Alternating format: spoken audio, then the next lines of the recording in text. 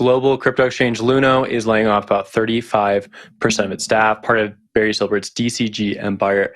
Luno has offices in Singapore, London, and elsewhere around the globe.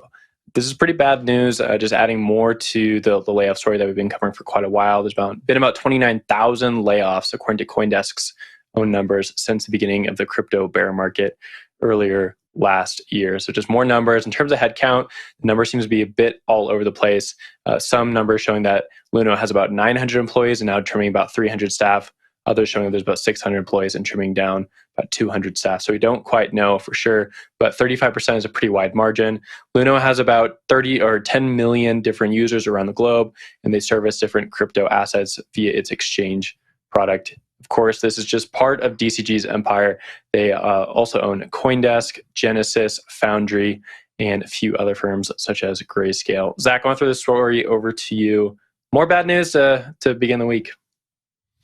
Yeah, for sure, man. This is the story about CeFi. Despite, some pump in token prices and maybe some excitement, maybe a bit of macro tailwinds, still CeFi is trimming headcount quite significantly. So I think there's the secular issue here, right? We saw that graphic with all the exchanges that are laying off significant chunks of their workforce. And then there's the specifics as it relates to DCG, which is in hot water relative to Genesis filing for bankruptcy last week, and potentially some of those dominoes falling and spilling over into some of their other assets. So Luno here is sort of pinched by both those factors, and as a result, you're seeing significant job cuts announced by this exchange. So that to me is sort of where Luno finds itself. It's pretty bleak, and it adds to that really big number, 29, maybe 30,000 crypto jobs cut since April that CoinDesk is doing a good job of keeping a running tally on. So really just a staggering number of jobs lost during this crypto crisis.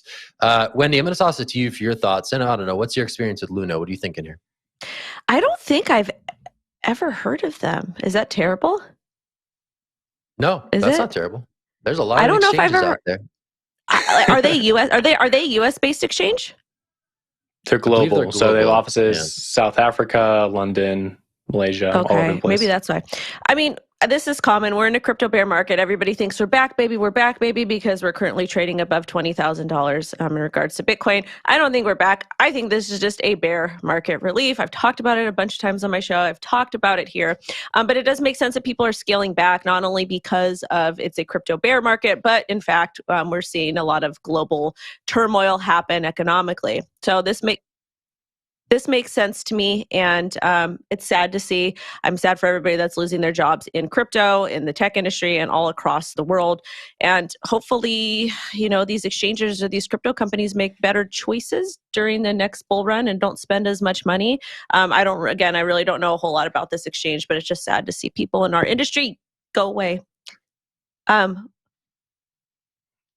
take it next. Sorry. Yeah, I kept wanting to say Luna during the intro there because the name's very similar, but I think it's a good moment just to go back and reflect on what's been happening here.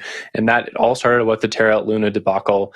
Basically 1 year ago is when Terra Luna was really pumping. A lot of teams were pumping that token, pumping Terra, pumping the fact that they had all this huge Bitcoin allocation. But at the end of the day, it collapsed, right? They had 10 billion Bitcoin backing their whole stablecoin regime. It collapsed and it brought down a lot of different firms, including Three Arrows Capital, which 3AC, now just notorious at one point, one of the most famous hedge funds within the space. But 3AC collapsing caused a lot of different firms to then implode themselves, right? And so that is cascading into now where we see the average Joe or the person at a crypto company is losing their job.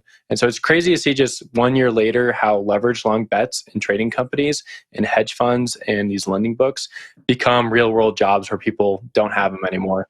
Just the negligence and the poor risk management really comes home to roost during these times with these stories, which is deeply unfortunate. But I'll throw it up to Zach and get your thoughts. Hey, Jen's here. Wow, we went from a 3-box to a 4-box. Jen. Surprise! Ooh, Jen. A ray of light on this wintry day.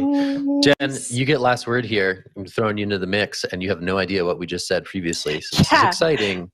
Are we still talking about Luno? On these Luno layoffs? What do you got? I I don't think anyone has said this. So I've been in this really regenerative mindset lately. And so I'm just going to take it there. Yesterday on the show, we spoke about Tribes. That was that wallet that's allowing people to, co-manage assets and talk from within the wallet. And that was developed by a Coinbase engineer. And now, granted, this was developed before we started seeing these really mass layoffs. But I hope that out of these layoffs, we see people from within the industry who have really experienced a lot of the pain points, a lot of the challenges, who can come out of this as budding entrepreneurs. And so I'm looking at this through a positive light. I'm sure that you guys have covered, all of the rest of the stuff that we need to cover. When we talk about layoffs, this is definitely an indicator of macro factors. I think it's definitely an indicator of a looming recession. But I hope that we can see some awesome entrepreneurs solve these pain points